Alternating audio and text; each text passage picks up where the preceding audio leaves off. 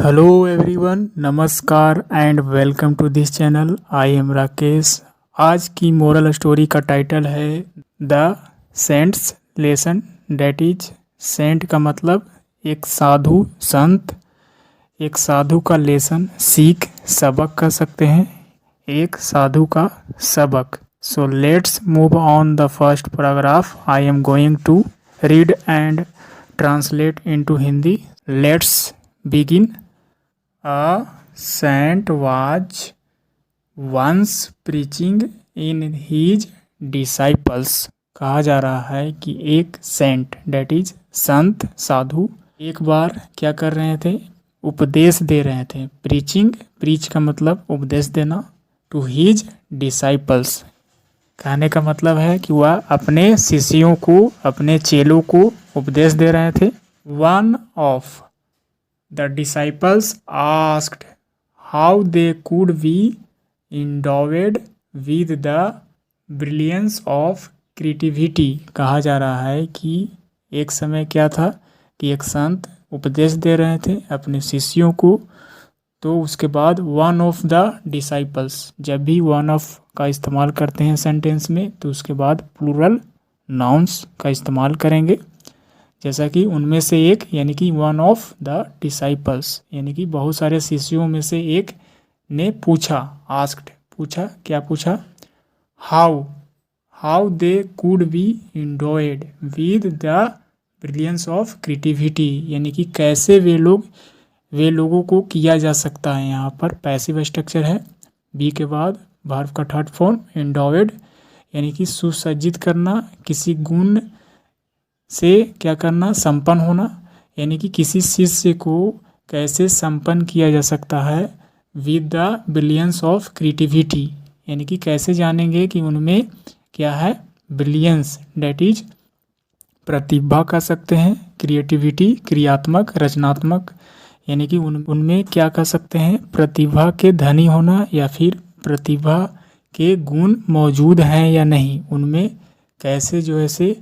The disciple mean to से could any task performed by them. कहा जा रहा है कि जो शिष्य हैं, कहने का मतलब था इस प्रकार कोई कार्य का जो है से परफॉर्म किया जाता है उन लोगों को द्वारा, यानी कि शिष्यों को द्वारा, तो कैसे सुनिश्चित करें? मेक श्योर का मतलब यकीन करना, सुनिश्चित करना, कि ऑफ देयर क्रिएटिव सेंस, यानी कि उन शिष्यों का जो रचनात्मक या सृजनात्मक प्रतिभा के जो सेंस है, जो समझ है, उसको कैसे लाएं, कैसे सुनिश्चित करें कि उन लोगों में प्रतिभा, उन लोगों में क्या है? प्रतिभा है, ब्रिलियंस है, इसको कैसे पता लगाएं, ऐसा कर सकते हैं। यहाँ पर द डिसाइपल मीन टू से का मतलब हुआ, डिसाइपल का कहने का मतलब है, क्या कहने का मतलब है? कुड एनी टास्क, कोई भी कार्य को जो परफॉर्म किया जाता है उन शिष्यों के द्वारा, कैसे मेक श्योर करें, कैसे यकीन करें कि उनका जो कार्य है वह बहुत ही प्रतिभा से परिपूर्ण है। इस तरह से इसका सेंस होगा। नेक्स्ट, देयर अपॉन, उसके बाद, द संत, the saint, that is pronounce saint करते हैं, जबकि प्रोनाउंस सेंट कहा जाता है, जबकि इसको हिंदी में संत कहेंगे। Provided a sieve to his disciples, इसके लिए इसके बाद संत ने क्या किया? प्रोवाइड किया, प्रदान किया। अ सीव, एक छलनी, सीव का मतलब चलनी, छलनी कह सकते हैं, आटा को चालने वाला, या फिर किसी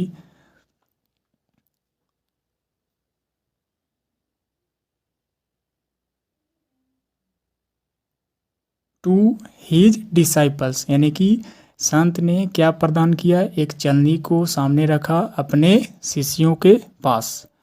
एंड, और said to fill water in the sieve, और उसने, यानी कि संत ने क्या कहा?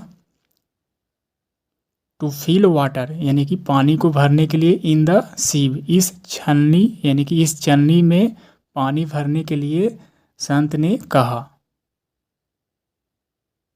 Next, the disciples after making numerous attempts, कहा जा रहा है कि शिष्यों ने क्या किया, आफ्टर मेकिंग न्यूमरस, यानी कि न्यूमरस का मतलब मेनी, अनेक बार, यानी कि अनेक बार प्रयास, अटैम्प्ट्स यानी कि बहुत सारे प्रयास करने के बाद, after making numerous attempts held their heads in despair, कहा जा रहा है कि जब संत ने छलनी में पानी भरने के लिए आदेश दिया शिष्यों को, तो उन्होंने क्या किया, बहुत सारा प्रयास किया, लेकिन प्रयास करने के बाद हेल्ड देयर हेड्स, उन्होंने क्या किया, संत के सामने सिर झुकाया।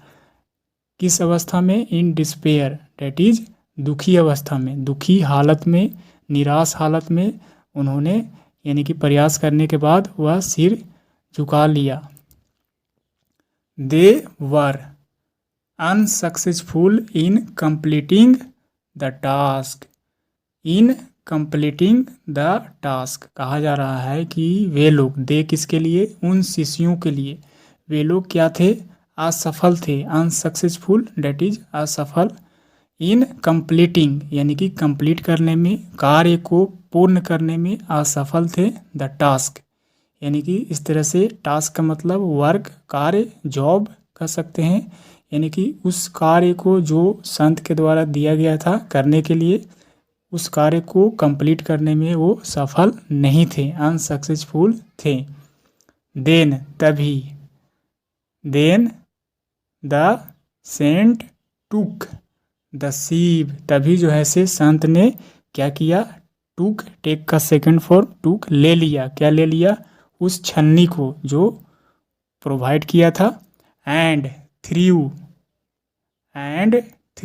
इट, और क्या किया, उस छलनी को लेकर फेंक दिया, थ्रो का सेकंड फॉर्म थ्रीव, ईट किसके लिए, छलनी के लिए, यानी कि छलनी को फेंक दिया। फार अवे इन वाटर, फार मतलब दूर, अवे यानी कि अपने से दूर, वाटर पानी में फेंक दिया।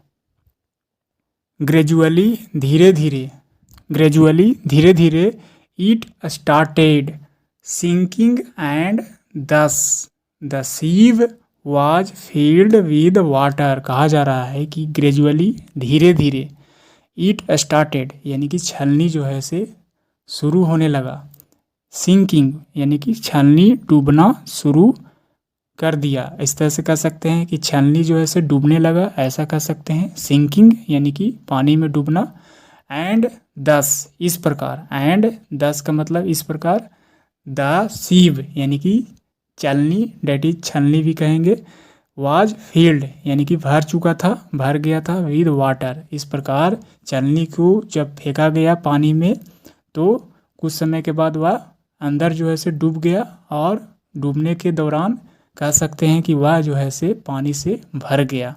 इस तरह से ऐसा प्रदर्शन करके अपने शिष्यों को दिखाना चाहते थे कि यहाँ पर कॉमन सेंस की ज़रूरत थी, कैसे जो है से छलनी में पानी जो है से भरेगा, इस तरह से अपने तरीके से समझाने की कोशिश किए। So this is the story I finished, and what is the moral of this story, moral, a creative mind can solve any puzzle, कहा जा रहा है कि एक सृजनात्मक या रचनात्मक कह सकते हैं, माइंड यानी कि दिमाग, किसी भी इंसान के जो रचनात्मक दिमाग होता है, कैन कर सकता है, सोल्व यानी कि सुलझा सकता है, एनी पजल किसी भी पहेली, पजल का मतलब पहेली, जटिल समस्या कह सकते हैं, किसी भी जटिल समस्या को एक रचनात्मक माइंड तर्क वितर्क कर सकता है, सोच सकता है, ऐसा माइंड जो है से किसी भी पहेली को क्या कर सकता है, सॉल्व कर सकता है, यानी कि सुलझा सकता है। So this is the Hindi